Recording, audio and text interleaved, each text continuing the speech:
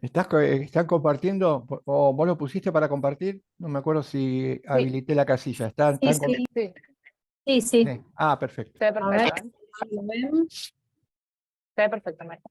Bien. Ahí lo ven bien. Perfecto. Bueno, buenísimo. Sí, sí. Los saludo, chicos, espero que estén bien. Eh, y bueno, ahora como decía Carlos, empezamos con esta segunda parte del curso. En la primera parte vimos bien las características del ser personal que son necesarias para comprender esta segunda parte y acercarnos un poco más a lo que busca, ¿no? La filosofía del derecho, que es, como decía Carlos, explicar el porqué del derecho. ¿Sí? Primero, a esto le pusimos a esta parte, que son, vamos a ver las relaciones sociales que existen entre las personas, le pusimos en busca del lugar sociológico del derecho, y ahora vamos a explicar por qué.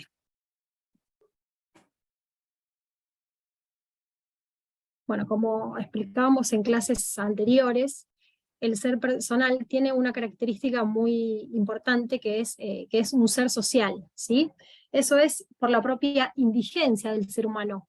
Nosotros los seres humanos carecemos como dato intrínseco, carecemos de medios para subsistir por nosotros mismos, ¿no? Pensemos en un recién nacido, si está solo, no puede seguir viviendo. Entonces, ya partimos de la base de que somos seres sociales por naturaleza y por nuestra propia indigencia. La soledad no puede ser, no puede constituir un modo permanente de nuestra vida. Eso lo habíamos dicho también en algunas otras clases. Y la soledad no se refiere solamente a una separación física, sino además a una, sobre todo a una soledad personal, ¿no? Nosotros estamos solos cuando nadie nos reconoce como sujeto de encuentro, con ese poder de iniciativa o ese poder de respuesta del que tanto hablamos en las clases anteriores. Cuando a nosotros ninguna persona nos ve con esas características, es de esa manera que nos encontramos en absoluta soledad. Y eso es lo peor que le puede pasar a un ser humano, ¿no? Por esto que contamos, por nuestra propia indigencia como dato. Nosotros lo que ontológicamente nuestro ser siempre busca encontrarse con el otro.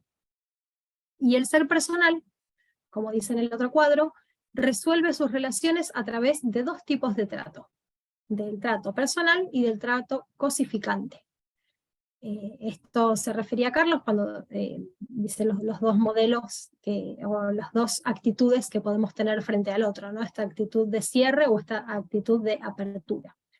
Los seres personales, como decíamos, ontológicamente, desde nuestro ser, somos seres dialogales, pero ónticamente, podemos decir a partir de la experiencia, no solo vemos relaciones dialogales, sino también vemos relaciones cosificantes, de trato cosificante. Ahora vamos a explicar un poquitito más. Pero, bueno, esto es la vida, ¿no? Como dice en uno de los textos, esta intrincada trama de variadas relaciones. En esto nos encontramos diariamente, porque estas relaciones sociales que vamos a estudiar, no nos olvidemos en ningún momento que coexisten entre sí.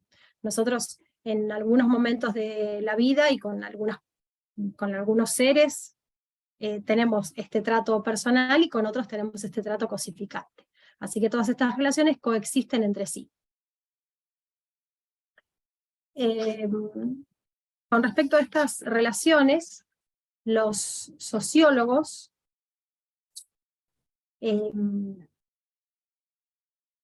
por más que cada una de las relaciones sea única, porque así son los sujetos que están en ellas, los sociólogos identificaron 4 tipos de relaciones, que son las que vamos a contar, a través de sus elementos recurrentes, digamos, ¿no? Son datos comunes que tienen varias de las relaciones. Entonces, de ahí los sociólogos tratan de explicar o de exponer este tipo de relaciones que engloban todas las relaciones de los seres personales.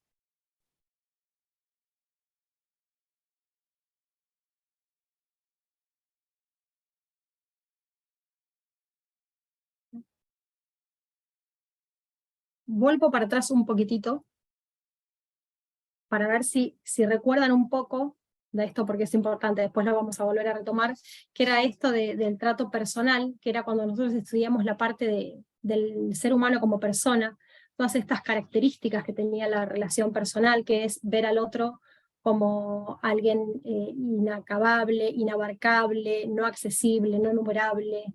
Eso se refiere al trato personal, ¿sí? Ver al otro como persona. Y el trato cosificante es todo lo contrario, que es cuando estudiamos la cosificación, que es cuando vemos al otro como una realidad cerrada, en la que no veo al otro como otro partícipe de diálogo igual que yo, sino que lo veo como una cosa o un objeto. ¿Sí? Quería reparar en esto porque después vamos a ver que en las relaciones sociales vamos a describir 2 que son de trato personal y 2 que son de trato cosificante. Por eso quería volver a estas características para volverlas a nombrar, ¿no? Ahora sí seguimos, perdón por la vuelta. Aristóteles describe 2 tipos de sociedades, ¿sí? Por un lado la sociedad doméstica, que la sociedad doméstica refiere a lo que es la familia, en donde las personas se conocen entre sí, es una sociedad reducida, íntima, y por otro lado describe a la sociedad política, que funciona de manera esparcida, y él se refería a esta sociedad cuando describía la polis, o una ciudad, ¿sí? En estos 2 tipos de sociedades funcionan estos tipos de órdenes sociales, ¿sí? Tanto en unos como otros. Los 4 tipos de órdenes sociales pueden funcionar en cualquiera de las 2 sociedades, pero ahora vamos a ver que para la sociedad doméstica hay un orden social que se ajusta mucho más a esas características de la sociedad doméstica, y lo mismo pasa con la sociedad política. Hay un orden social que se ajusta más a esa sociedad política. Pero todos pueden funcionar en cualquiera de los 2 tipos de sociedades. Las relaciones sociales que vamos a estudiar en clase son el amor o la comunidad, el reconocimiento o el orden del respeto, el poder y la violencia o la relación de lucha. Estas son las 4 relaciones sociales o los 4 órdenes sociales que describen los sociólogos, y dicen, bueno, que todas las relaciones que tenemos los seres personales se encuadran en alguna de estas 4. De la manera que las nombramos no es una manera casual, sino que tienen un orden de prelación, va de la relación más intensa, que es el amor, a la relación menos intensa, que es la relación de violencia. Lo que intentamos hacer en filosofía del derecho, los filósofos del derecho lo que intentan es ver si el derecho funciona de igual manera en los distintos tipos de relaciones sociales, o si hay algunos de los órdenes sociales en los el cual se ajusta mejor a los principios del derecho. Que es lo que vamos a tratar de ver a partir de esta clase, ¿no? De acá en adelante. No nos olvidemos que estos 4 órdenes sociales coexisten entre sí y se mezclan, y además tienen distintas características, ¿no? Hay zonas grises, que es cuando hay una relación que está en transformación, y muchas relaciones pueden empezar de una manera y terminar de otra, ¿sí? Muchísimas relaciones de respeto terminan en amor, o muchísimas relaciones de respeto terminan en una relación de poder, de mando y obediencia. ¿Sí? Estas son las propias características que presentan estos modelos. Lo que hacen los sociólogos es describir este tipo de relaciones, pero como tipos ideales, ¿sí? Tipos abstractos. Pero no olvidemos que tienen esta característica que a la vez se entremezclan entre sí. Negri siempre da un ejemplo que puede darse tranquilamente, que en el medio de una guerra, que es una relación de violencia, puede haber un soldado entregándole una flor a su mujer, ¿sí? Una relación de amor en el medio de una relación de violencia. Eso sucede habitualmente en el transcurso de nuestras vidas. La primera diferenciación que vamos a hacer de estas relaciones sociales es que la relación de amor y la relación de reconocimiento son vínculos dialogales, con este trato personal del que hablábamos. En cambio, la relación de poder y la relación de violencia son vínculos no dialógicos. Estos vínculos dialogales lo que hacen es permitirle al ser personal su desarrollo. En cambio, los vínculos no dialogales le impiden al ser su desarrollo como ser personal, digamos. Es un trato cosificante.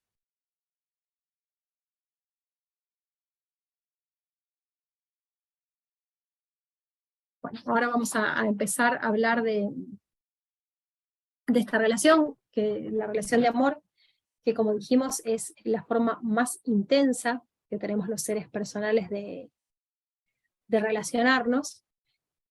Es difícil hablar del amor porque ya todos sabemos que es muy difícil definirlo, ¿no? Entonces, cada uno también puede aportar lo que le parezca. Como primera aclaración vamos a decir que no hablamos de este amor sexuado, sino hablamos de un amor asexuado, ¿sí? Todas las relaciones de amor, que pueden ser la de padre a hijo, la de hermano a hermano, la de un amigo hacia otro amigo, todas las relaciones de amor están englobadas acá. Lo del amor sexual es un reduccionismo, que a esta altura ya de la materia podemos identificar lo que es un reduccionismo, y bueno, no es nada más que eso. Negri, para describir lo que es el amor, él siempre decía que el amor es rescatar al otro del género. Si recordamos, cuando Pau dio palabras genéricas, decíamos que esas palabras genéricas o los géneros engloban o reúnen una cantidad indeterminada de cosas o de personas, ¿sí? Eso es el género. Lo que hace el amor, decía él, es rescatarnos del género. Mientras estamos en el género, pertenecemos a ese montón. En cambio, cuando alguien nos ama, nos distingue, nos rescata, y ya dejo de ser un igual al resto, ¿sí? Así que acá vamos a ver la primera característica del amor, es que el amor desiguala, ¿sí? Nos saca de ese montón. El amor, además, es un hacer, ¿sí? No es una actitud pasiva, sino que es una actitud, digamos, es dinámica, requiere mucho de nosotros, ¿sí? Amar es promover al otro, es exaltarlo, escuchar al otro, comprender al otro. Negri decía algo muy lindo, que es entristecernos con sus tristezas y alegrarnos con sus alegrías, ¿no? Siempre cuando amamos a alguien nos pasa eso, lo que siente el otro lo sentimos como propio. Es preocuparnos por el otro. El amor entonces es actitud, es un hacer, no es una relación pasiva. Y siempre hay que aclarar que el otro tiene que ser algo que está fuera de mi dominio, ¿sí? Eso ya no es amor. Como dice ahí, el amor es la más estricta forma de ligamen social, ¿no? Es la relación más intensa que podemos tener los seres personales, donde ese trato personal se da con la mayor plenitud. El prototipo del amor es la familia, ¿sí? Generalmente, si hay una familia ordenada, este es el orden social que rige, ¿no? El del amor. En este punto podemos distinguir lo que es la comunidad auténtica y la comunidad abstracta. La comunidad auténtica, en una comunidad auténtica los miembros se conocen entre sí, hay una relación personal entre ellos, de carácter permanente.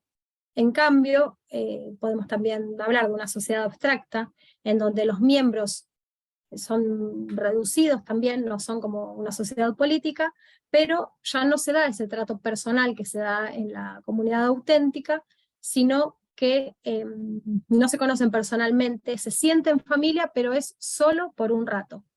El ejemplo más más fácil es, por ejemplo, cuando estamos en una tribuna de alguna cancha, ¿no? O en un recital, o en una iglesia. Sentimos que conocemos al otro, sentimos que lo queremos, nos sentimos familia, pero es solo por un ratito, ¿eh? Dura lo que dura el partido de fútbol y después nos vamos cada uno a nuestras casas, o lo que dura el recital y después nos vamos a cada una de nuestras casas. En la sociedad abstracta, claramente, como vemos, no puede funcionar el amor, porque el amor requiere muchísimo más de nosotros, ¿no? Requiere ese conocimiento personal. Para llegar a cumplir con todas estas características de las que hablamos, se requiere un conocimiento personal del otro. Los problemas que presenta este orden social, aunque dicho así parezca tan lindo, ¿no? Presenta muchísimos problemas que son, por ejemplo, el primero que vemos acá es que es frágil. En un solo segundo puede desvanecerse por completo el amor. A algunos les habrá pasado seguramente. Y otro de los problemas que presenta es que el amor es limitado, ¿sí? Como tiene una demanda tan grande de nosotros mismos, por todas estas características que contamos, no podemos amar a muchas personas, ¿sí? La capacidad que tenemos de amar es limitada. Entonces esto hace que el amor no pueda ser universal. Esta es otra de las características con las que después vamos a comparar el resto de los órdenes sociales. Al ser limitado y al demandar tanto de nosotros mismos, no puede ser universal. Así que también tengamos cuidado cuando en algún recital o los políticos dicen los amo a todos, ¿no? Eso generalmente podemos decir que es mentira, que no es así.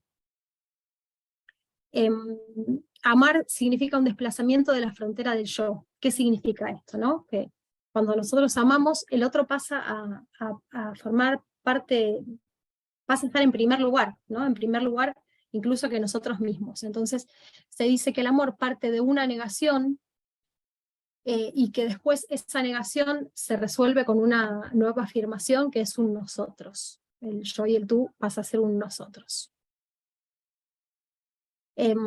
Podemos dar también unas características del amor que están en uno de los textos. El amor es instante, porque nos llama a ser, llama al otro a ser, nos insta a ser. Además es sustante, porque sustante viene de sustancia. Nosotros somos seres que estamos convocados a amar, digamos, ¿no? Entonces no puede convocarse a amar a quien no haya sido constituido por amor. Y el amor también es constante, porque nosotros cuando amamos lo hacemos para toda la vida, o lo intentamos hacer por lo menos para siempre. Y otra de las características del amor es que el amor es gratuito. Nosotros amamos a cambio de nada, ¿sí? Entregamos todo a cambio de nada. Eso es a diferencia de la próxima relación social que vamos a ver, que es el reconocimiento. Con respecto al amor, ¿tienen alguna duda? ¿O quieren compartir algo? ¿Vamos bien? Vamos bien. Bueno, seguimos entonces. ¿Puedo decir algo? Sí, por supuesto. Tiene mucha base bíblica. Más o menos todo lo que fuiste diciendo, más o menos, si no me equivoco, en Primera de Corintios, capítulo 13, del 8 al 13, por ahí, habla sobre que el amor todo lo sufre, todo lo espera, que nunca deja de ser, que no guarda rencor, y creo que tiene mucha base sobre esto. Solamente como que quería acotar eso, que Sí, sobre sí. que hablabas que es gratuito, que no espera nada a cambio, así que nada, era eso. Sí, Me hizo acordar a eso.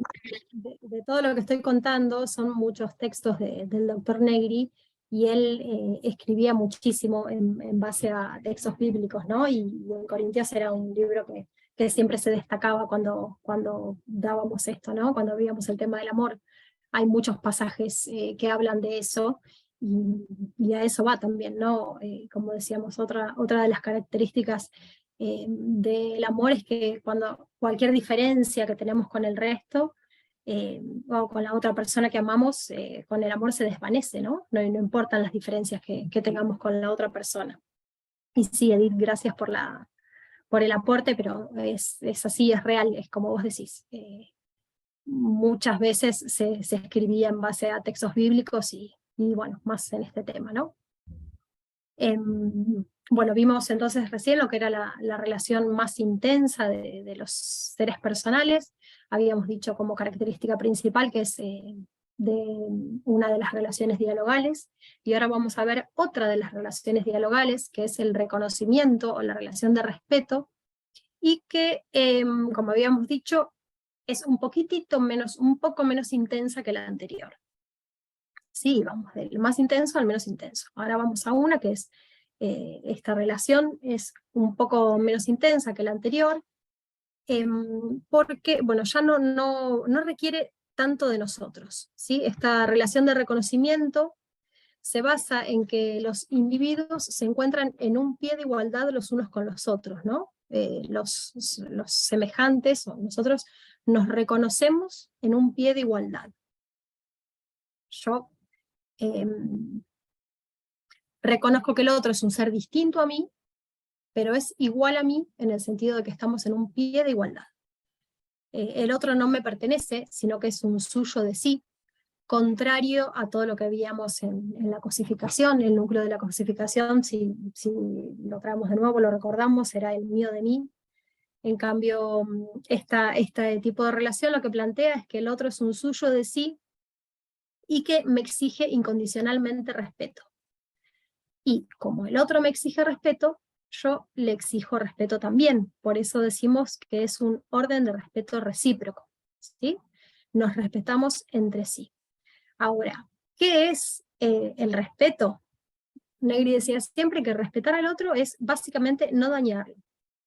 No dañarlo, reconocerlo en su condición de persona, reconocerlo como como un ser con el que tengo posibilidad de encontrarme, ¿sí? Y darle un trato determinado que le permita su realización como persona. Y lo mismo espero de él. Acá vamos a contraponer la primera característica. Habíamos dicho que el amor es gratuito, en cambio ya la relación de reconocimiento no es gratuita, ¿sí? Sino yo doy a cambio de que me des. Te respeto a cambio de que me respetes, ¿sí? Es un orden de respeto recíproco. Esta relación es una relación de afirmación recíproca, como decimos, es yo afirmo mi propia subjetividad juntamente con el reconocimiento de la subjetividad del otro, ¿sí? Somos dos sujetos reconociéndonos entre sí y respetándonos entre sí. Esta es la actitud mínima indispensable para que el diálogo, ese diálogo del que tanto hablamos, pueda trazarse. Sí, Jimena, ¿levantaste la mano? Sí, quería preguntar si se podría, o sea, lo que estoy entendiendo y lo relaciono con un texto de Koyev, de la dialéctica y el amo, donde se hace una lucha por el reconocimiento. ¿Tendría algo que ver acá también, una lucha por el reconocimiento, o es más algo más pacífico? Sí, estamos hablando desde un plano pacífico. Ahora cuando veamos la próxima relación social, de ahí vamos directamente a esto de lo que estás diciendo, ¿sí? Esto es un reconocimiento, pero un reconocimiento de los dos como persona, ¿sí? El otro es una persona, yo soy una persona, y nos respetamos en nuestros derechos personales. Bueno, seguimos entonces. Dijimos que era una relación de afirmación recíproca, y es la actitud mínima indispensable para que el diálogo pueda trazarse. ¿Sí? Esto es muy importante porque es esta zona de reconocimiento es una zona de paz, y de acá, de esta zona, en esta facticidad es donde el diálogo puede trazarse. ¿sí? El encuentro este que hablábamos de apelación y respuesta puede darse a partir de este presupuesto de igualdad recíproca, ¿sí? Y a la vez el respeto, esta relación de reconocimiento, es una condición necesaria del amor, de la relación que vimos antes, ¿sí? El amor es el reconocimiento y mucho más, pero esto tiene que estar, ¿sí? Este es el primer escalón.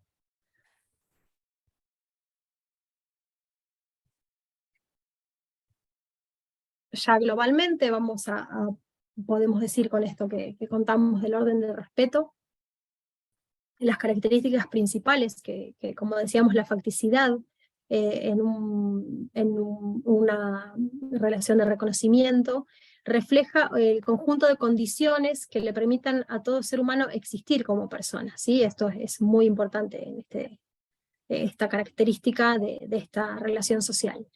Y podemos decir que también esta relación social puede extenderse a todos, porque no supone como pasaba con el amor, que requería tanto de nosotros. Esto ya no requiere necesariamente el conocimiento personal del otro, ni el conocimiento íntimo del otro, sino que puede ser universal. A contrario de lo que decíamos de la relación de amor, en donde nuestra capacidad de amor es limitado. En cambio acá no. Podemos respetar a todos, porque justamente el respetar es solamente no dañarlo. Entonces eso sí lo podemos hacer.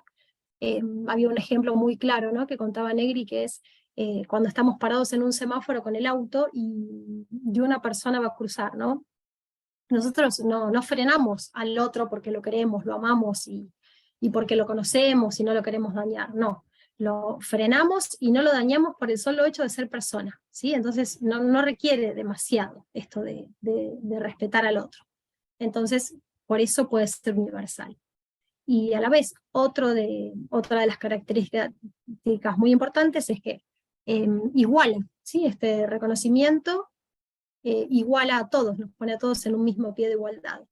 Y las virtudes predominantes en este tipo de relaciones son justamente la justicia y la rectitud, porque las diferencias que puede haber entre dos personas siempre se van a resolver con estos criterios de justicia. Como dijimos anteriormente, esta relación social no se da de manera gratuita, sino que te respeto a cambio de que me respetes.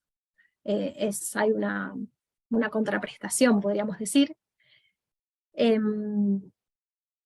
Y además es un orden que puede ser reglado. Si volvemos un poco al inicio de la clase, lo que decíamos, ¿no? Acerca de estas dos son las relaciones de trato dialógico, de trato personal, y creo que, no sé qué piensan ustedes, nos vamos acercando un poco, ¿no? Si nosotros pensamos que el derecho también es dialógico, ya tenemos una pista de por dónde viene, ¿no? La cosa, con las características que dijimos de cada una de estas relaciones sociales. Bueno, ahora vamos a seguir con la tercera relación social, que es la de poder.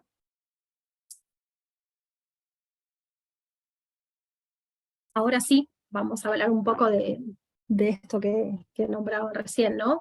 Esta relación de poder es una relación de desigualdad. Acá ya entramos en las relaciones sociales de trato cosificante, de tratos no dialógicos, en donde hay dos voluntades, uno que manda y uno que obedece, dos voluntades de dominio y otra de sumisión, y como decíamos, es una relación de desigualdad, ¿sí? Ya presupone que no tienen la misma jerarquía la persona que manda a la persona que obedece.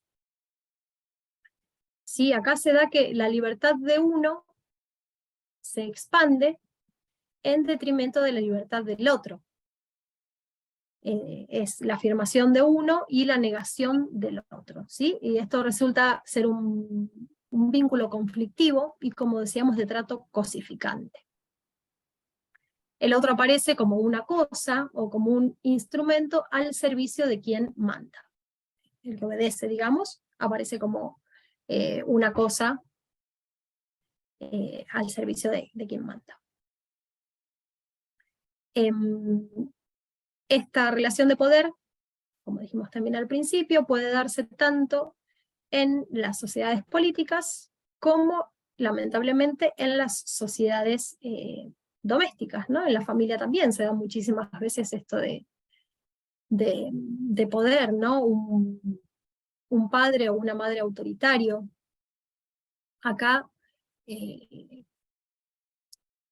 algún momento hablamos de lo que es el ismo, ¿no? En las palabras. Acá siempre me gusta destacar y diferenciar el término autoridad de autoritarismo, ¿no? Que es una distorsión, el autoritarismo es una distorsión de autoridad. Acá nunca quiero decir, cuando hablo de madres o padres autoritarios, no quiero decir que no tengan que tener autoridad, porque siempre pienso que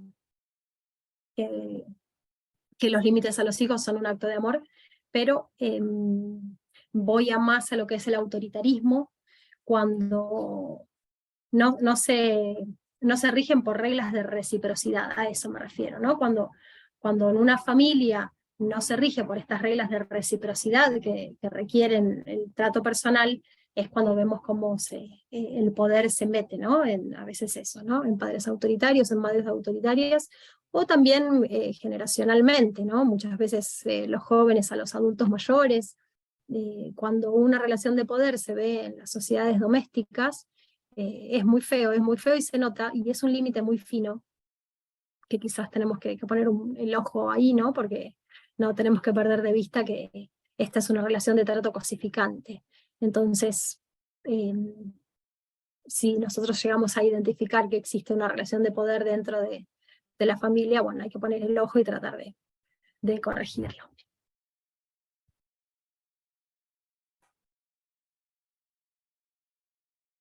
También podemos decir que esa voluntad de sumisión, el que obedece, muchas veces obedece por medios legítimos o también puede ser por medios ilegítimos o por medios violentos.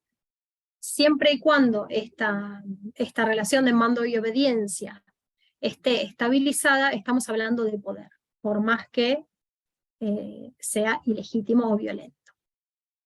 Esta relación de sumisión puede lograrse también por la fuerza o a través de engaño o por técnicas de camuflaje.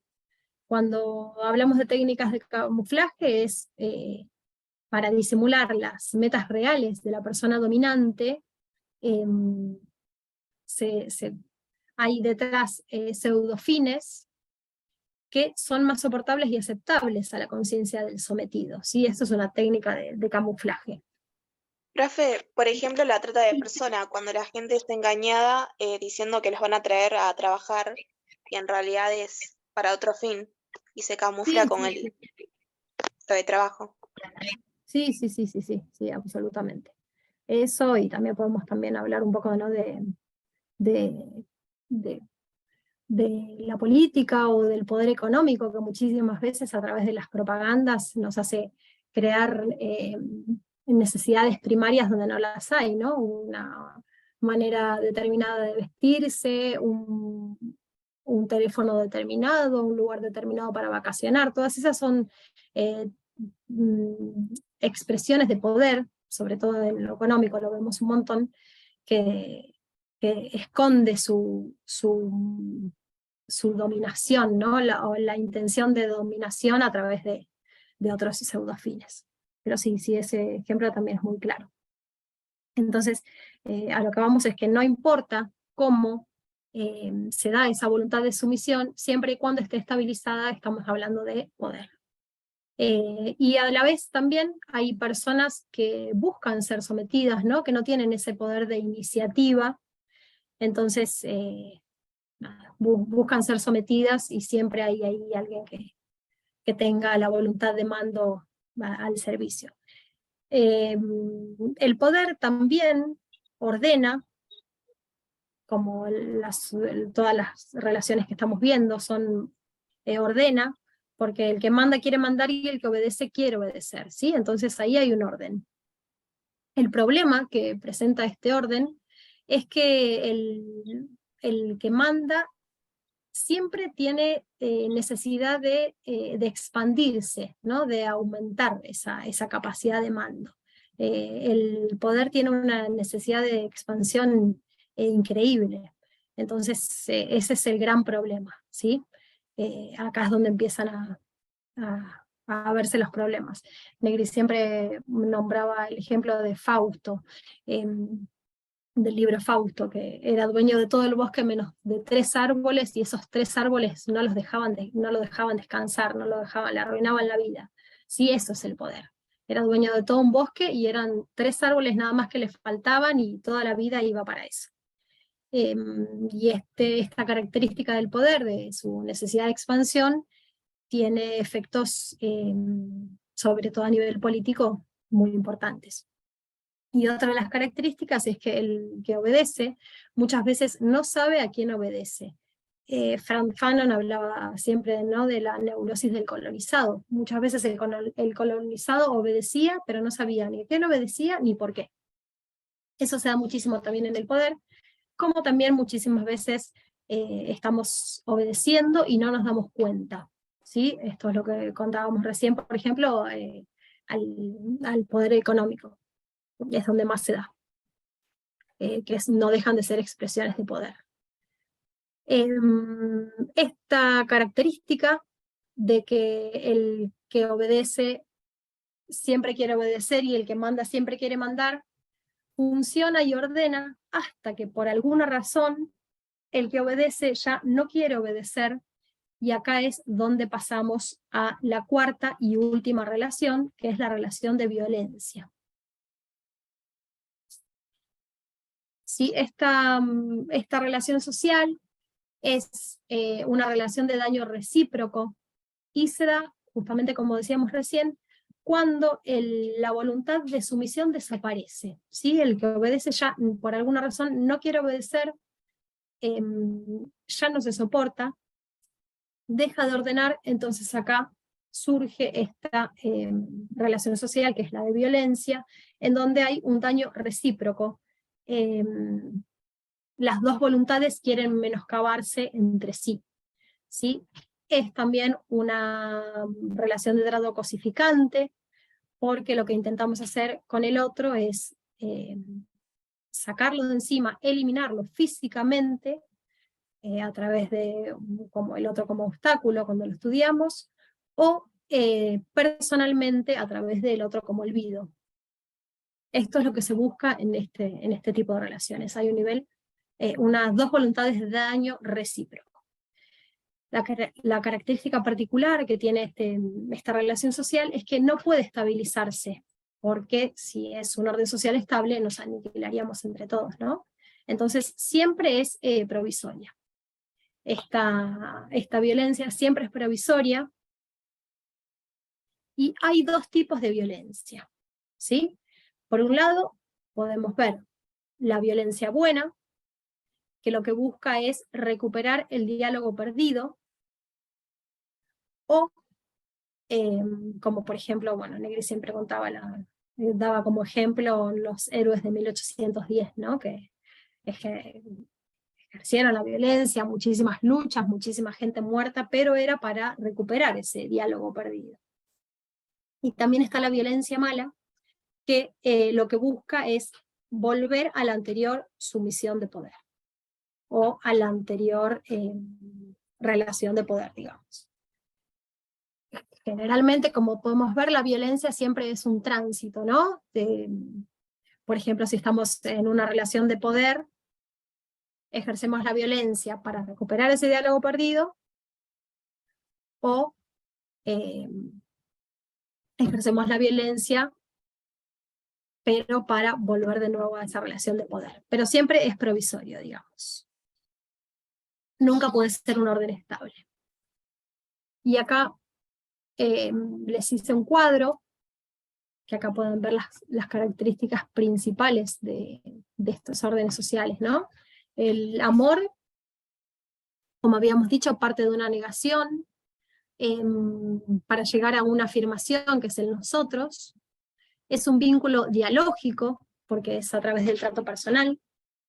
dijimos que no puede ser universal, porque no podemos amar a todos, y es el amor desiguala, es, como decíamos, nos rescata del género, nos saca de ese montón, y al sacarnos de ese montón nos pone en otro lugar más arriba es el amor.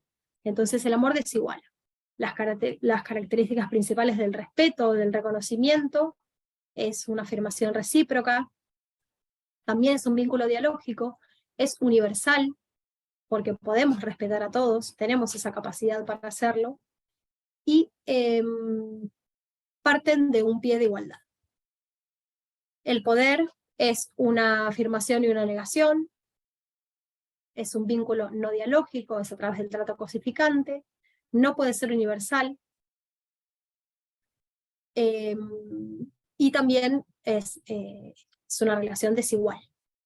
La violencia son dos negaciones, también es un vínculo no dialógico, no es universal y también es desigual.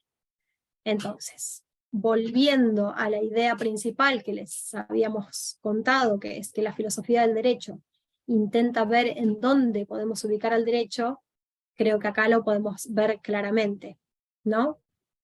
¿En dónde lo ubicarían al derecho? Pensando así En en el las respeto. características. En el respeto. Claro, Y en exactamente. el respeto debería ser. Nosotros a partir de esta clase, después vamos a empezar y a adentrar bien en lo que es el derecho. Nosotros vemos al derecho como un orden de respeto, ¿sí? Ahí en un orden de respeto el derecho fluye. Son las características esenciales que le permiten al derecho fluir, y son las características compartidas. ¿Sí? Entonces, a partir de ahora, y que vimos un poco lo que son estas relaciones sociales con las que nos manejamos todos habitualmente en distintos niveles, empecemos a pensar al derecho en este tipo de relaciones, ¿sí? Con esas características principales que mencionamos. Abierto a dudas, ¿tienen alguna consulta? ¿Hay algo que no les haya quedado claro?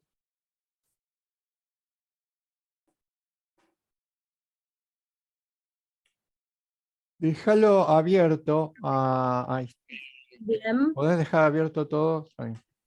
sí, sí. Lo que les proponemos ahora es 10 minutos y si les parece, nos tomamos 10 minutos y continuamos. ¿Mm? ¿Están de acuerdo? Hacemos un pequeño alto de 10 Perfecto. minutos y seguimos con la temática.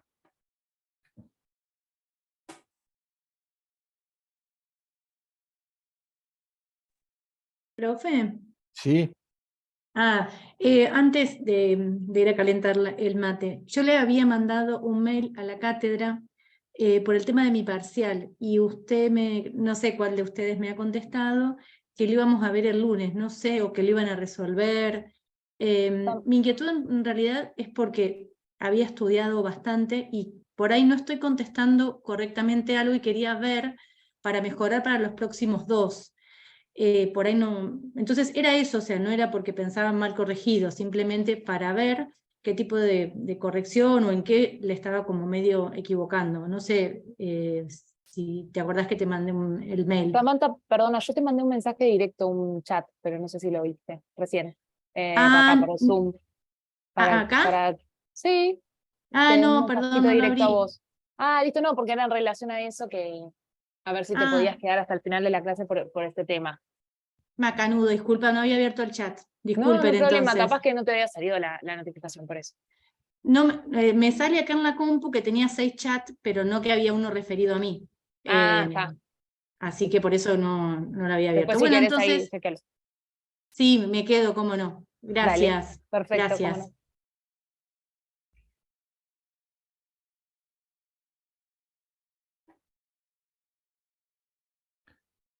Bueno, yo también me voy a hacer un matecito y Sí, estoy en un es, minuto. es buen momento, buen momento.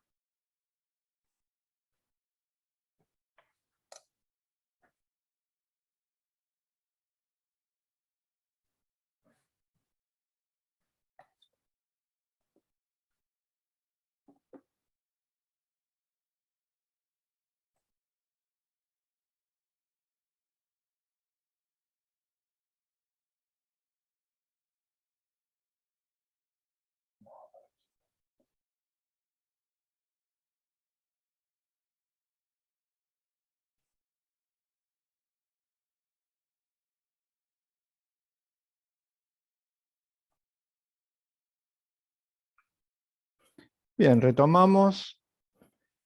Yo estuve siguiendo atentamente la excelente exposición sobre el tema y el cuadro de Marina. No tengo mucho espacio, entonces me quiero marcar algunos datos que se pueden agregar, se pueden sumar. Y también que nos generen algunas preguntas y la búsqueda de respuestas.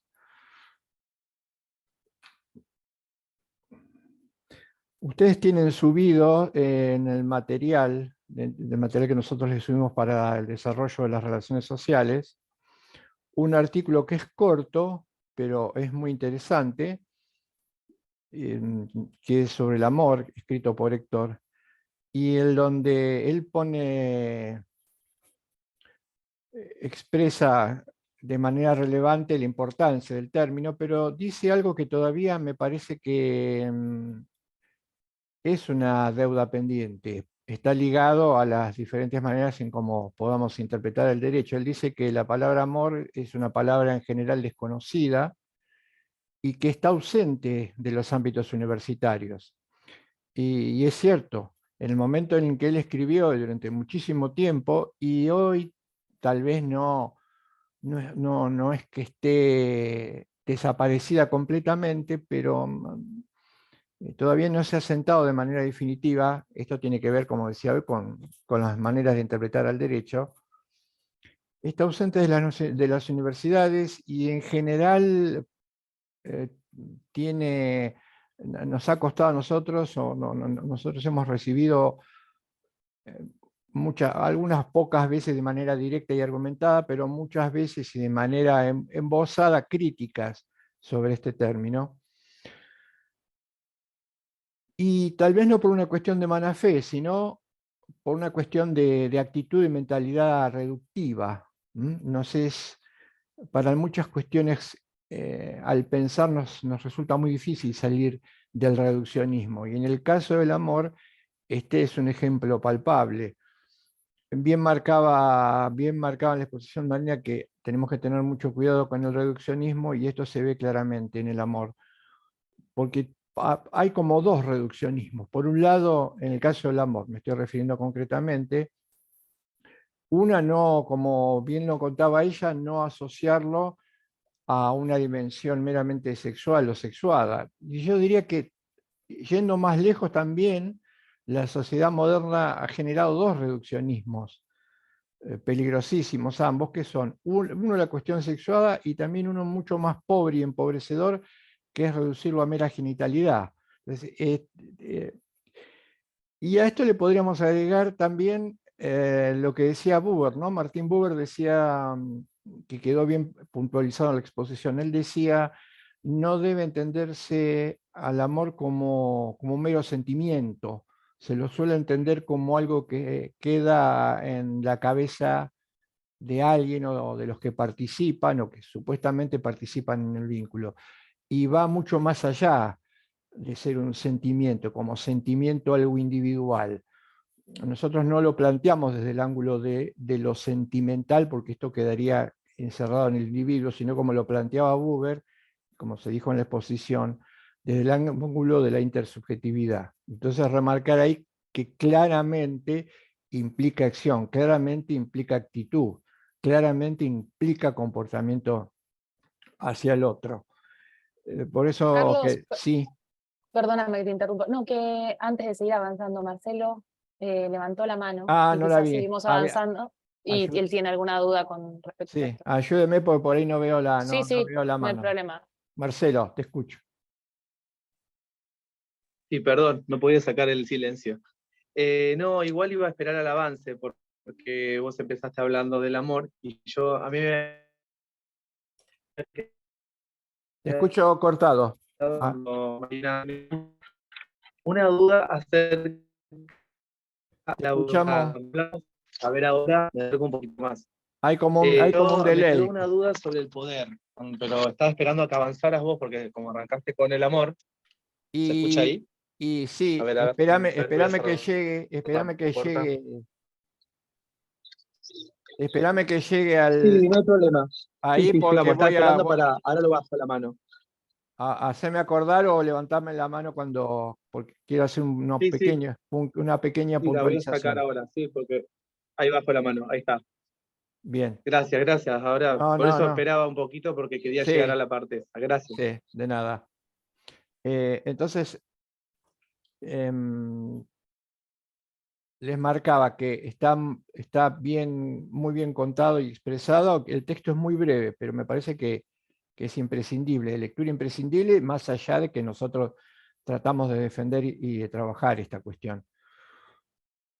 Hablábamos entonces de las 4 que eran amor, respeto, poder y violencia, y en algún momento se mencionó la cuestión de las zonas grises. Vamos a hacer nuevamente hincapié en esto porque es muy importante.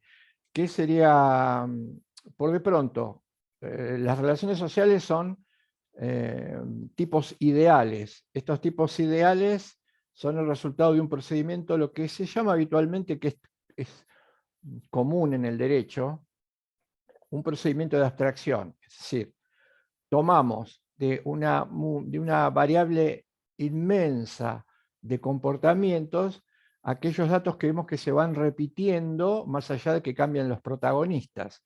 Estos datos que se van repitiendo son los que se abstraen, se sacan de la realidad concreta, de la vivencia concreta, y nos permiten definir, en este caso, por ejemplo, tipos ideales de relaciones sociales.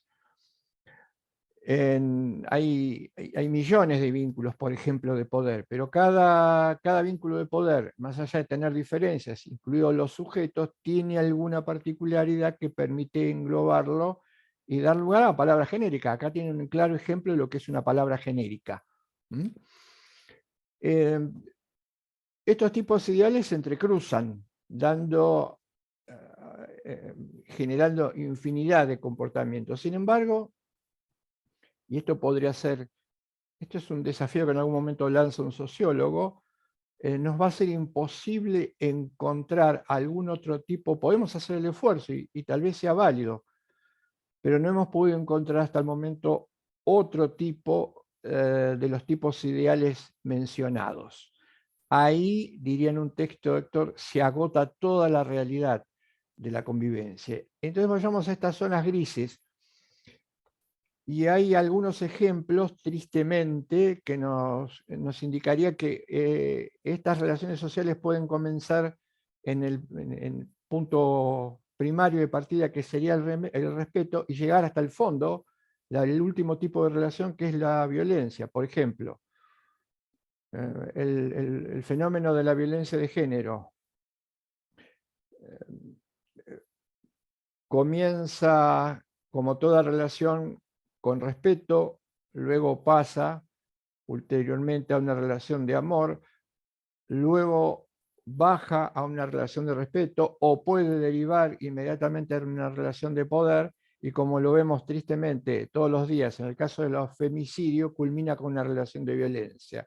Ahí tenemos un vínculo entre dos personas que atraviesa por todas las etapas. Y la zona gris nos indica que tenemos dificultad para discernir o para separar o para visualizar concretamente un vínculo puntual, si es A o es B. Ante todo, dos consideraciones. Una, que me parece importante, que no se puede estar al mismo tiempo y con la misma persona generando dos situaciones de signo diferente o distinto. Como bien aparece, como está muy bien marcado en el cuadro, nosotros denominamos a las dos primeras positivas y a las dos segundas negativas. En una situación concreta no puedo estar respetando y generando poder al mismo tiempo en la misma situación con la misma persona. Sí es probable, y esto lo vimos cuando analizamos el diálogo, que pasemos, que alternemos entre relaciones de diferente rango, pero no podemos con la misma persona y al mismo tiempo tener las relaciones de tipo opuesto. Después, la dificultad estaba muy interesante el ejemplo planteada, que era el tema de la relación entre madre, padre e hijos. Es una relación de amor, de respeto. ¿Cómo hacer la diferencia? ¿Requiere algo de poder? ¿Puede hablarse de una relación de este tipo desde el ángulo del poder? Diría que es compleja y es interesante porque cubre todos los matices. Y ante todo una aclaración con los ejemplos, por lo menos es algo que me pasa a mí. Diría, de ponerle un nombre a un ejemplo, lo pondría previamente al haber analizado la relación social. ¿Por qué digo lo pondría después de haber analizado la relación social? Porque muchísimas veces los seres humanos vivimos inmersos en relaciones que suponemos o pretendemos que para la afuera sean de determinada condición o naturaleza, cuando en realidad, tal vez formalmente o en apariencia lo sean, pero hacia adentro, no se olviden que una relación implica una estructura, una forma hacia afuera, pero un contenido. Muchísimas veces, y a veces estamos en el error, muchísimas veces suponemos que nos une con alguien un vínculo que podríamos denominar un vínculo amoroso, cuando en realidad externamente, pero su contenido sea claramente de poder, y a veces a veces no somos capaces de discernirlo. Y desde afuera, entonces lo que se hace es, fíjate, acá en este ejemplo, pues, hay una pareja y necesariamente está junta, este tiene que ver con un vínculo de amor o de respeto, y a lo mejor oculta un nudo claro poder. También creo que ocurre en el caso de las familias. Hay muchísimas familias que estructuralmente o desde fuera se ven como tal. Si uno pudiese indagar, o a veces fenomenológicamente, es decir, la experiencia nos da pistas, su contenido no es necesariamente un contenido que tenga que ver con el amor o con la comunidad. Por eso creo que hay que analizar, explanar las cuestiones y después a atribuir o traer los ejemplos. No estoy diciendo con esto que las familias no lo sean, digo que hay que tener, en cualquier ejemplo, no solamente el de la familia, hay que tener precaución y decir que en líneas generales puede considerarse que una familia estaría habitada por el respeto, por el amor, pero muchas veces no pasa esto y es difícil de discernirlo. ¿Cómo se dan estas cuatro situaciones, estos cuatro modos de relaciones sociales? En el texto, en uno de los textos, se habla de que, Marina habló del orden, de estas relaciones allegan un orden, diría Héctor, y nosotros hablamos de órdenes que son intuitivamente vividos y proyectados. De estos cuatro órdenes, algunos son proyectados, otros son intuitivamente vividos. Expliquemos brevemente en qué consiste esto. Cuando decimos orden intuitivamente vivido, queremos decir que son maneras de responder, de interactuar ante al otro que de alguna manera se dan en forma espontánea, no aprendida. Intuitivo quiere decir una respuesta directa, inmediata. Ante algo respondo, actúo, sin necesidad de un estudio, de una comprensión previa. Me parece que el ejemplo más expeditivo que podemos traer a colación es si observamos con fineza, en algún momento yo llevé esta idea cuando pensaba y estudiaba esto, a ver, y un día en un jardín de infantes estaba esperando y observaba el comportamiento de las criaturas. Por un lado se veían criaturas que se abrazaban, se daban la mano. Por el otro lado vi un golpe, una cachetada y un llanto de una de las criaturas a otro. En otro momento vi creo que era un nene que se diferenciaba de los demás por su talla física, que le sacaba algo que en algún momento estaba compartiendo con con un compañerito y se lo sacaba y el compañerito no se lo reclamaba, probablemente porque la talla, la diferencia de tamaño, uno lo puede percibir ya desde los primeros momentos. Uno podría preguntarse, esa mano extendida, ese brazo, ese cachetazo, ese quitarle algo al otro, ¿lo aprendieron? ¿Lo estudiaron? No, en un ejemplo de chicos de 2, 3, 4 años, seguramente no. Reaccionan así. Si nos fijamos, y para darle razón a Buber, como sustrato está la actitud de apertura y la actitud de cierre, pero esto ya se visualiza desde los primeros minutos o instantes de vida, sin necesidad de aprenderlo. Por eso los llamamos órdenes intuitivamente vividos. Por eso el amor, el respeto, el poder y la violencia, la relación de lucha son intuitivamente vividos. No es necesario aprenderlo, no lo podemos aprender y ya los manifestamos desde nuestros primeros comportamientos. Sin embargo, dos solamente, y esto es sencillo, es más sencillo, y lo vimos, dos solamente se pueden incorporar en reglas. Los que se pueden incorporar en reglas son el respeto y el poder. El amor y la violencia, como son altamente inestables, pero tal vez por motivos diferentes, no pueden hacerlo. En el caso de la violencia, la relación de lucha, al ser un orden que en principio tiende a agotarse cuando se elimina alguno de los términos de la relación, es imposible arreglarlo. Y en el caso del amor, cuando hacemos la comparación con el respeto, no tiene sentido reglamentarlo. Y acá acompañar lo que contó Marina respecto del amor y subrayarlo, ¿no? Porque muchas veces pasa desapercibido. Hemos escuchado infinidad de veces, ella lo contaba desde el ángulo de los políticos, yo lo contaría, por ejemplo, desde el ángulo de las religiones, muchas veces se habla de amor a la humanidad. Como expresión no deja de ser más que una expresión de deseo o muchas veces un eslogan, lo que resulta lamentable. Es imposible, o a veces con una expresión de buena voluntad, pero que no se compadece con la realidad. No puede compadecerse nunca con la realidad. El amor a la humanidad es una desiderata porque, como bien lo marcamos, y este es un rasgo que traten de recordar siempre, implica conocer al otro, el conocimiento al otro. Para amarlo, para amar a alguien hay que conocerlo, y el conocerlo, San Agustín decía que conocimiento es amor, ¿no? Y en los textos bíblicos, ama y haz lo que quieras, ¿no? Y no se puede conocer.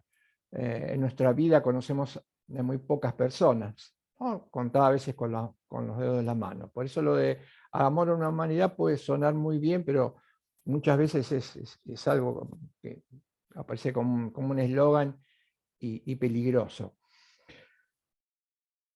Y una nota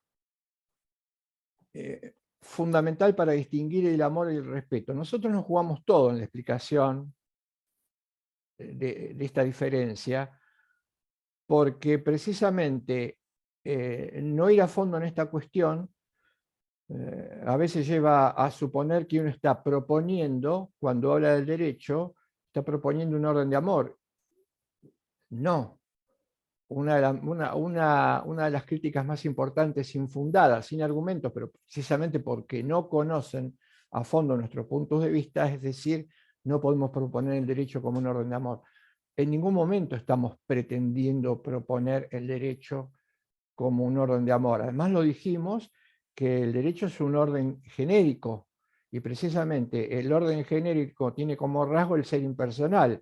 En cambio, el amor es un orden que tiene como característica la personalización del otro. Lo que sí, y se dijo, y yo ahora lo subrayo porque me parece fundamental, es que es el punto de partida, prepara para el amor. El respeto es el inicio. Y insisto, o marco algo que me parece también clave. no puede darse y no se da nunca humanamente hablando una relación de amor que no inicie siendo una relación de respeto, salvo que estemos hablando de otra cosa o que nos hayamos equivocado en la percepción. No se parte nunca del amor, se parte del respeto y se puede llegar al amor. Ahora, cuando Héctor dice en muchos textos, llegamos al amor y estamos hablando del derecho, partimos de reglas de respeto, el derecho ahí queda exhausto, se agota, desaparece. No señalamos que toda relación de respeto sabemos lo difícil que es, y no estamos diciendo que toda relación de respeto tenga que culminar necesariamente en amor, pero lo prepara. Por eso, en el trabajo sobre género, Héctor decía, es un proyecto que a pesar de ser impersonal, prepara o puede generar los puntos de partida para la personalización de sus destinatarios. Y lo otro que quería marcar es vinculante. El respeto es vinculante. El amor no es vinculante. Dicho de otra manera, el respeto es exigible, el amor no es exigible. Sería un contrasentido, un sinsentido pretender exigir un vínculo de estas condiciones. En algún momento creo que hicimos una referencia muy al pasar, ahora podría tener un poco más, ahora puede tener un poquito más de sentido. Esto también lo contaba Héctor.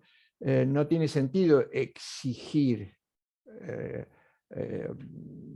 que me amen o que alguien me exija que ame a otra persona. Esto es un sinsentido, pero sí con el respeto. Y esta exigencia no necesita ser expresada en palabras. Lo habíamos contado cuando hablábamos de las experiencias reversibles. La sola presencia del otro ya es una exigencia. La sola presencia del otro. Y en la relación cara a cara hay dos exigencias en esa reversibilidad. Que se me respete. Se habló, se marcó muy bien, Arina lo marcó, que si quisiéramos dar un dato más del respeto, pero que no nos llevara al nivel del amor, era el no dañar a otro. Y este no dañar a otro implicaba hacerlo con cualquiera. Estaba el ejemplo del semáforo, ejemplo del peatón. Principio de no dañar a otro.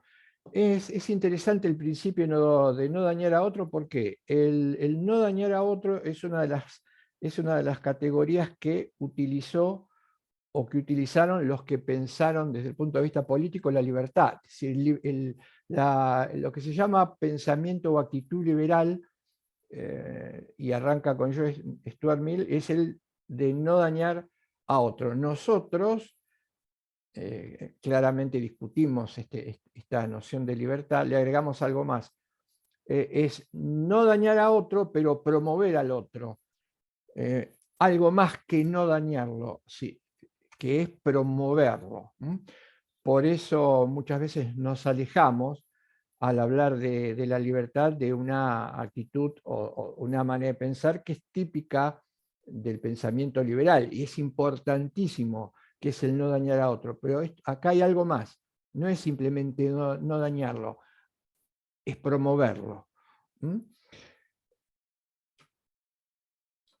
En las relaciones sociales, con las relaciones sociales se corre el riesgo no solo de caer en actitudes reductivas, sino de caer en actitudes ideológicas. Ahora les voy a dar un ejemplo. Recuerden, ideología implicaba tratar de disfrazar una realidad para hacerla ver o que se viese como algo que no es.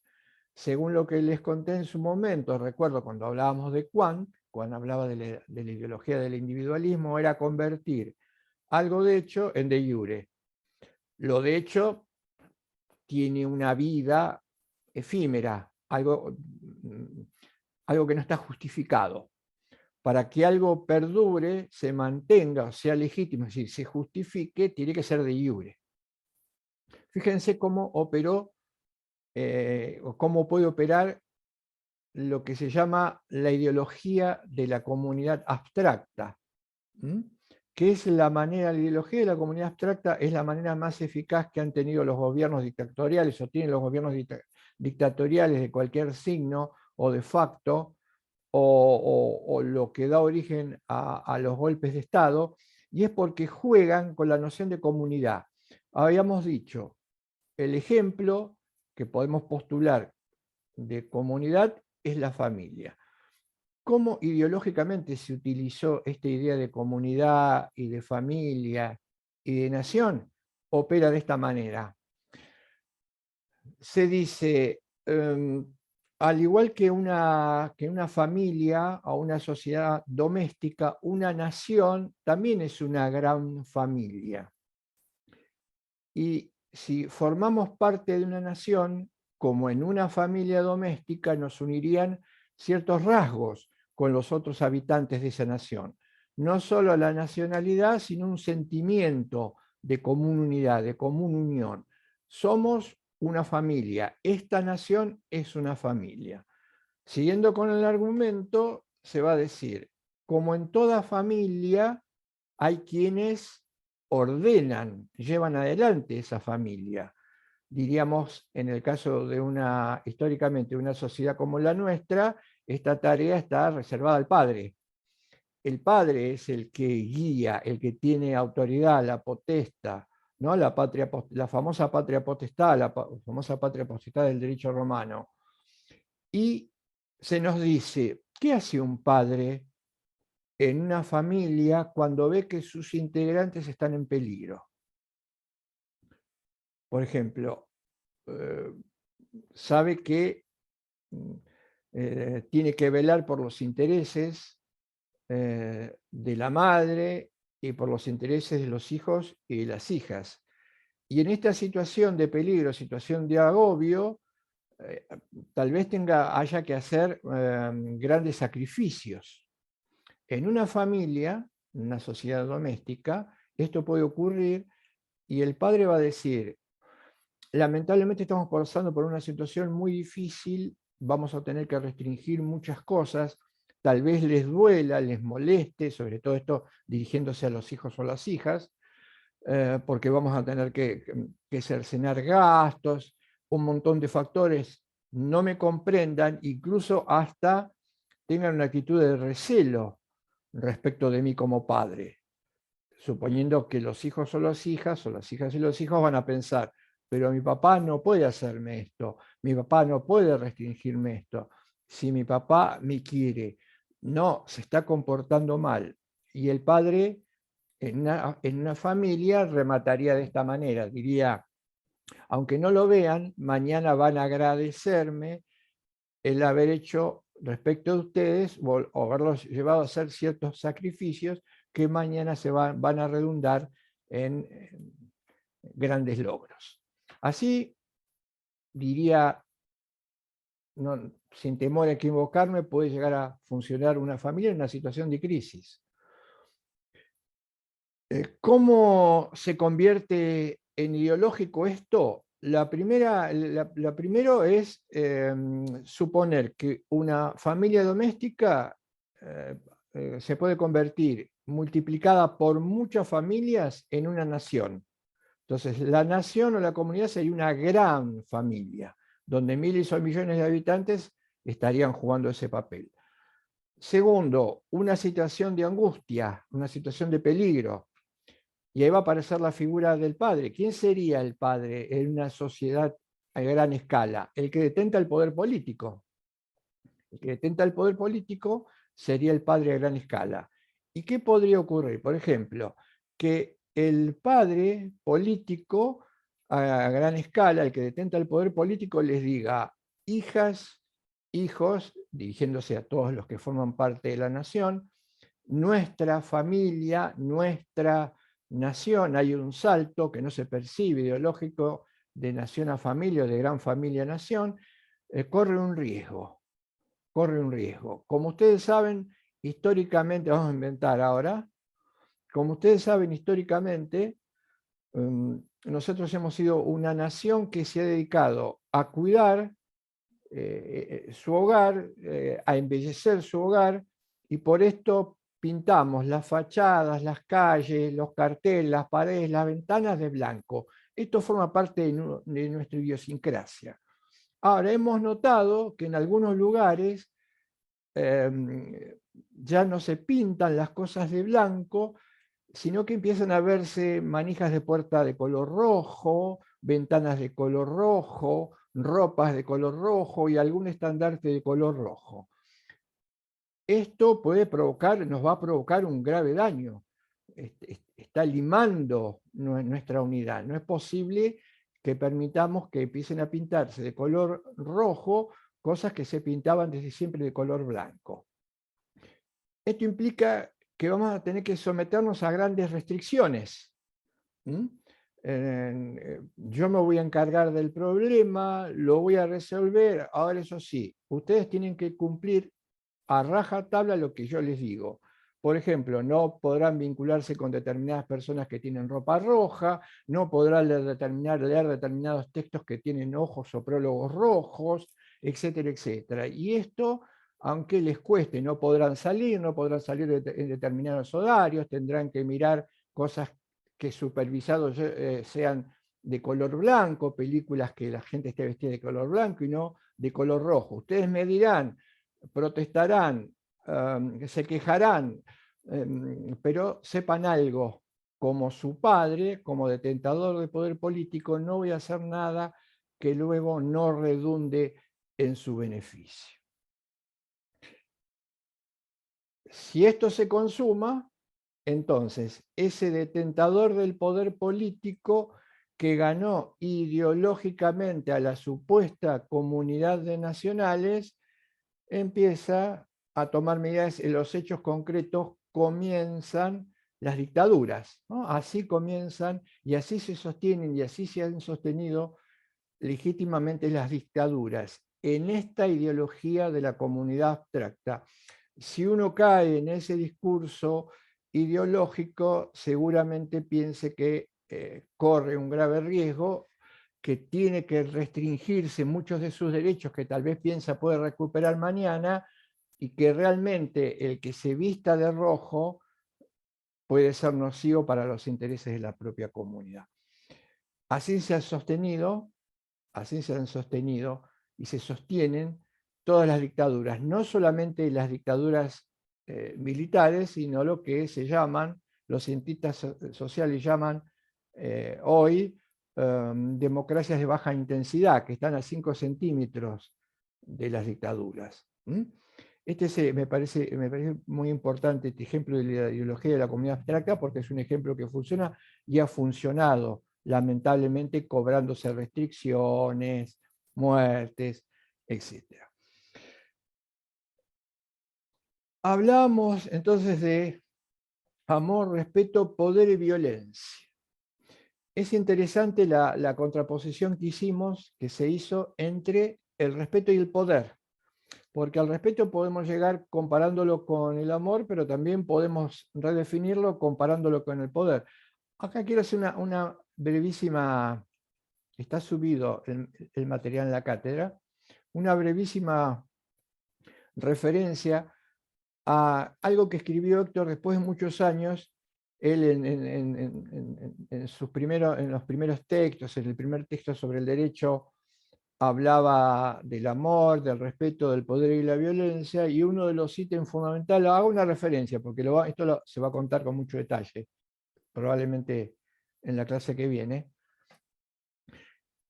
marcaba siempre al derecho como, y uno lo lee en las páginas, el eterno contradictor del poder.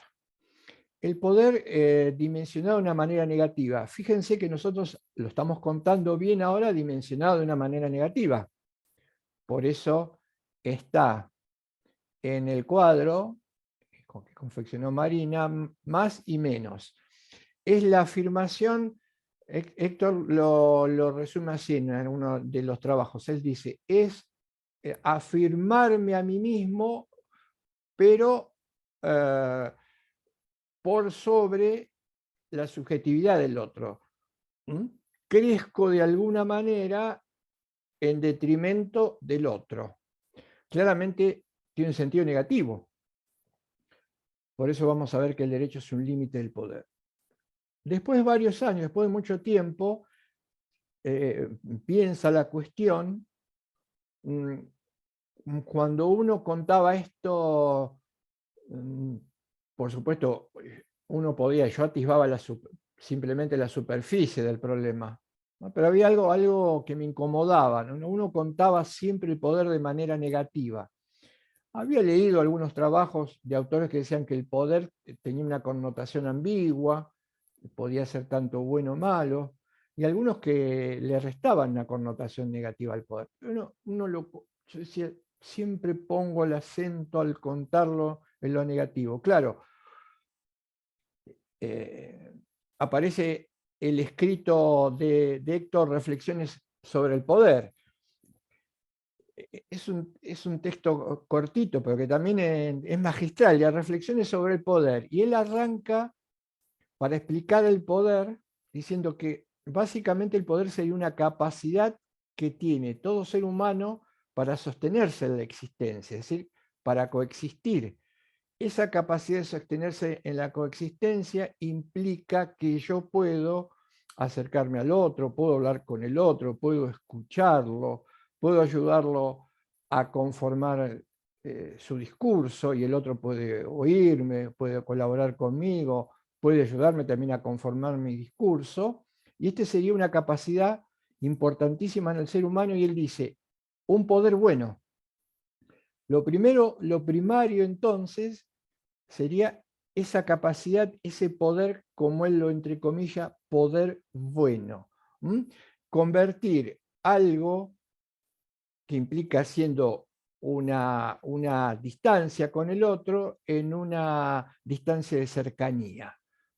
Puedo oírlo, el otro me escucha, yo lo escucho, construimos el discurso, pero también sabemos, sigue en ese texto tan claro, tan importante, dice, pero también puede darse lo contrario, que esa distancia, que en el caso del encuentro es de cercanía, se convierte en una distancia de lejanía. Entonces yo puedo no oírlo, no escucharlo, no promoverlo, imponérmelo, negarlo, y aquí aparece lo que sí es el contradictor eterno, contradictor del derecho, que es el poder malo o poder negativo.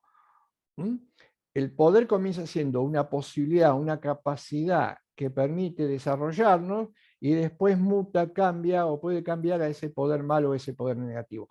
Ahora sí está claramente entendida la cuestión de fondo. Ahora sí vemos que el eterno contradictor del derecho no puede ser otra cosa que el poder negativo. Pero el poder negativo es una distorsión de lo que sea el poder como capacidad humana básica. Por eso está subido, cuando lo van a leer, les va a gustar mucho, y fue necesario hacer esta reflexión para que no apareciera siempre el poder como algo negativo. Faltaba algún componente, faltaba completarlo, y Héctor lo completó. Por eso hablamos de un poder bueno y un poder malo. Eso es lo que quería contarles respecto del poder. Y fíjense,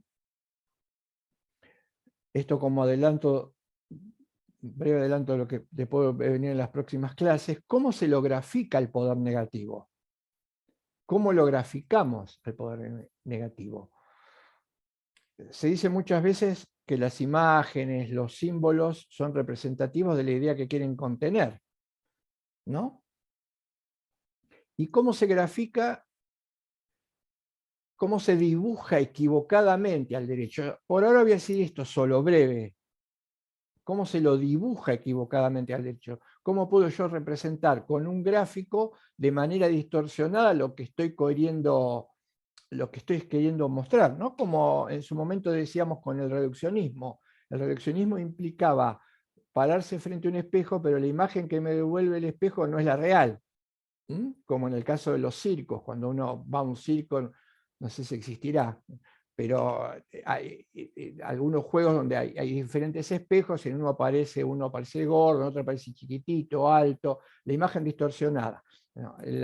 ¿Cómo la imagen puede distorsionar tu realidad y no darte cuenta? esto implica que ya caí en el reduccionismo. ¿Saben cómo se graficó el derecho? Pero no es un dibujo que se corresponda con el derecho. ¿Saben cómo se graficó? Alguno que se anime, que lo sepa, que arriesgue o que piense o que recuerde cómo se graficó el derecho de una manera completamente equivocada.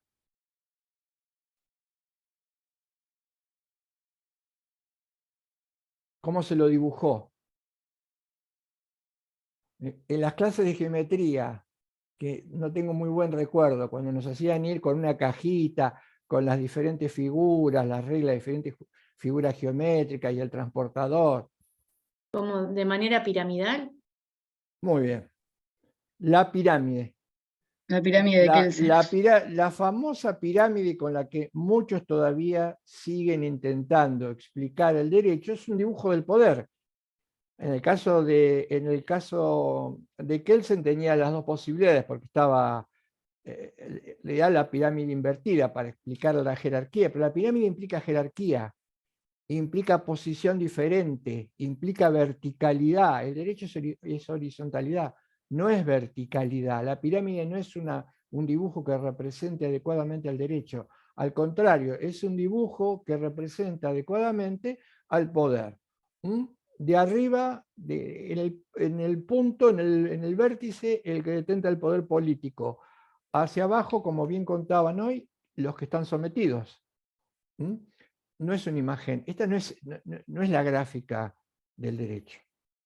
Esta es una gráfica del poder. Bien, entonces, si tenemos en cuenta esto, también vamos a tener en cuenta que el poder es un fenómeno que es muy difícil de percibir, de detectar. Sin ir más lejos,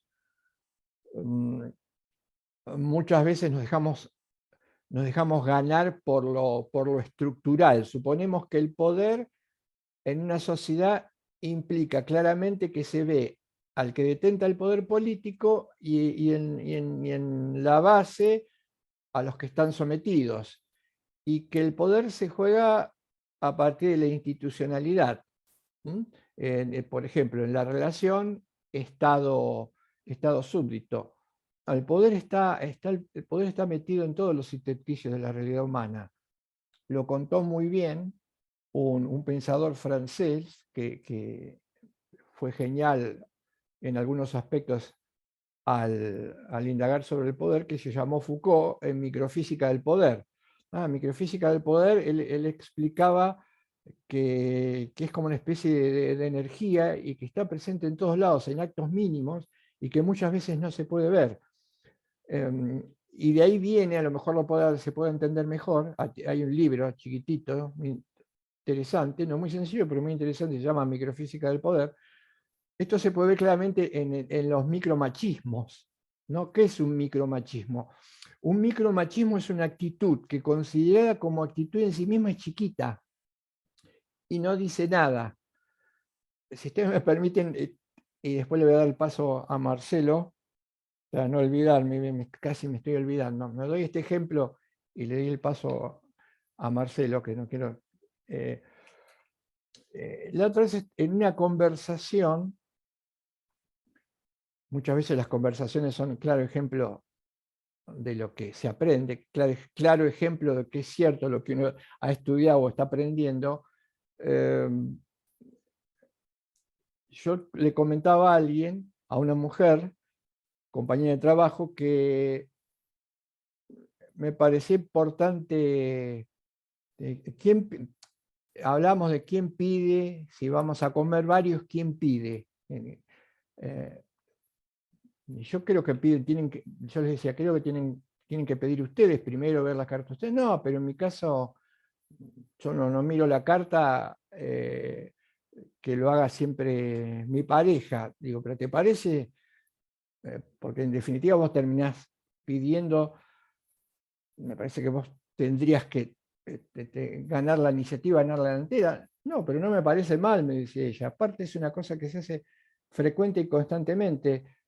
Yo dijo que elija él siempre. Bueno, claro, ella no podía entender que ese hecho aislado de ir a comer una vez y tener que aceptar lo que el otro elige, se convierte en un micromachismo, porque está bien, eso como ejemplo aislado. Ahora, si vos lo haces constantemente, cada vez que salís, es el otro el que elige, el que impone, ya claramente estamos viendo un síntoma de que la relación, hoy hablábamos de relaciones que fluyen, ahí fluye el poder.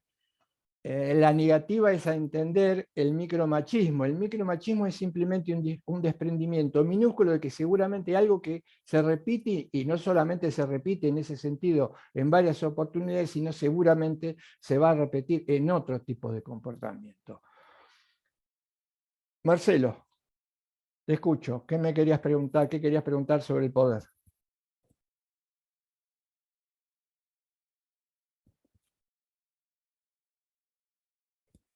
Marcelo, ¿estás ahí?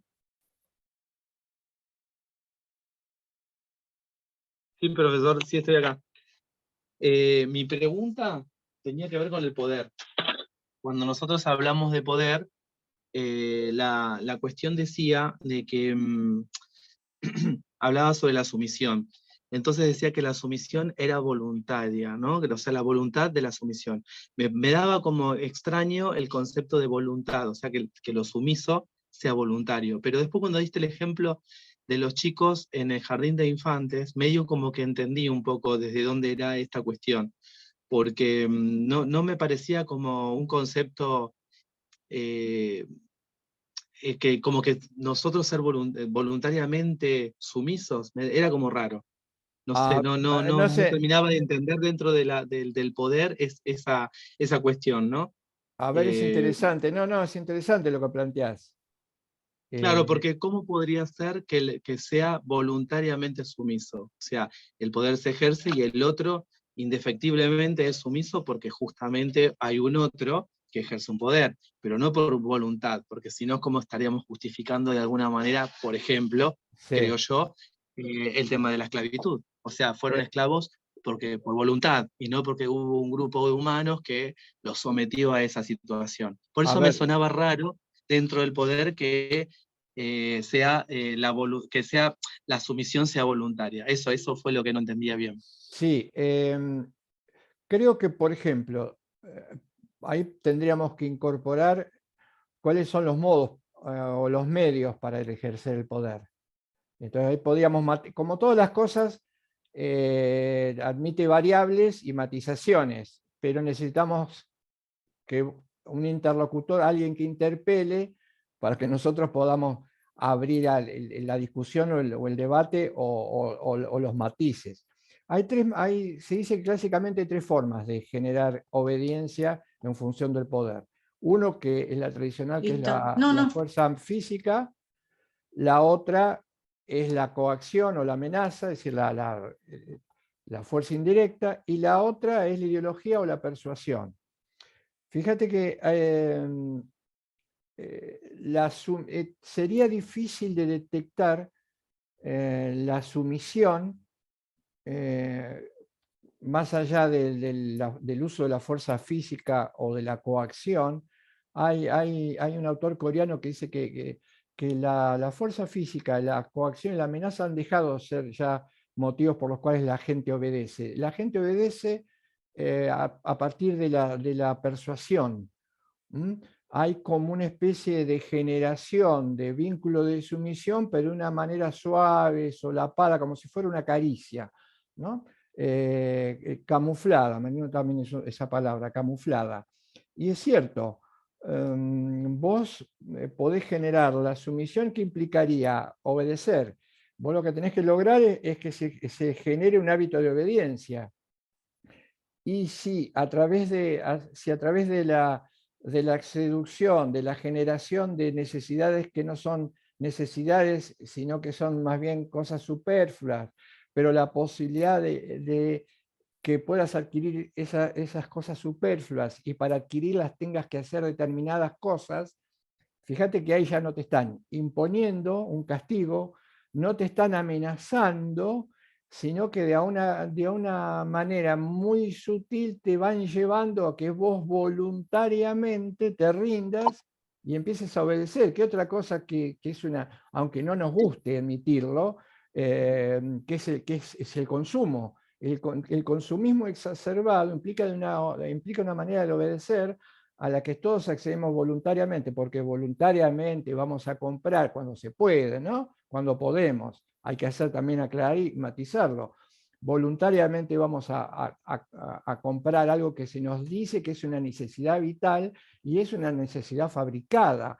Y todo esto a partir del halago, la sensualidad, el placer que genera, el tener esto, el auto, el confort, son formas de ir generando sumisión. Entonces hay que pensar la sumisión no como algo que alguien dice, vos me tenés que obedecer, y yo te digo, sí te voy a obedecer, estoy de acuerdo. Hoy funciona mucho eso y la voluntad se doblega, porque en definitiva vos sos el que va a comprar, vos sos el que te endeudás, vos sos el que te frustrás, vos sos el que intenta hacer algo que hay otro que te está generando que lo haga, porque en realidad vos no ganás.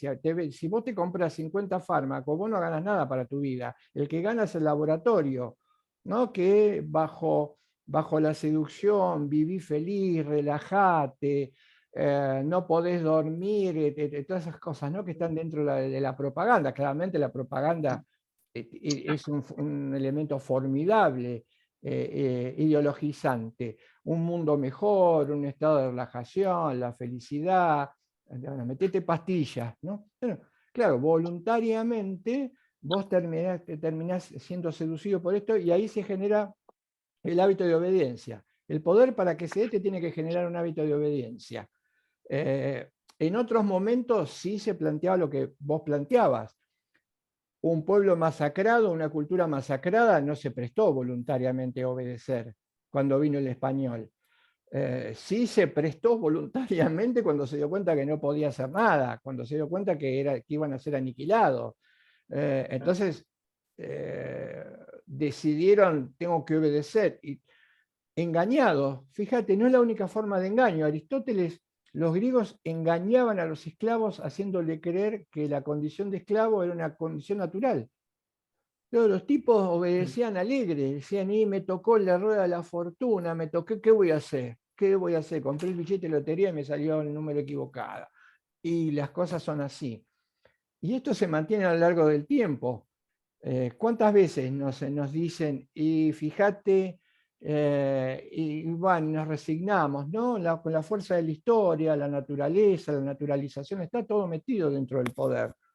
Y somos así, ¿qué le vamos a hacer? Somos unos bestias, unos brutos. Nos tocó así en la ruleta del mundo del destino, del que tiró las cartas y los dados, y ahí caímos en la aceptación y la resignación. Y esa es una manera de prestarte voluntariamente, aunque no te des cuenta, ¿no? Creo que tenés razón en ese enfoque, creo que hay que matizarlo, hay que verlo con la me distinta... parece que había reducido. Claro. Por más que suene Claro, yo había poco reducido el amigable, concepto. digamos, siempre que funciona el poder, hay una voluntad, hay dos voluntades, una de mando y una de obediencia. La voluntad puede estar, bueno, en Totalmente. filosofía se llama esencia del sometido, ¿no? Que es muchas veces por el silencio o por la abstención de actuar, es una especie de voluntad, ¿sí? Por más que suene mal, en el poder siempre hay dos voluntades, una de mando y una de obediencia. Y nosotros también, como dice Carlos, de manera camuflada, de otras maneras, de manera persuasiva, obedecemos con voluntad, voluntariamente. ¿Sí? Así que, por más que suene mal, siempre existe esa voluntad. Cuando esa voluntad se quebranta, es donde empieza a ordenarse, cuando empieza a funcionar la violencia, ¿no? Cuando el sometido ya no quiere ser sometido y ya no presta su voluntad. Ahí ya...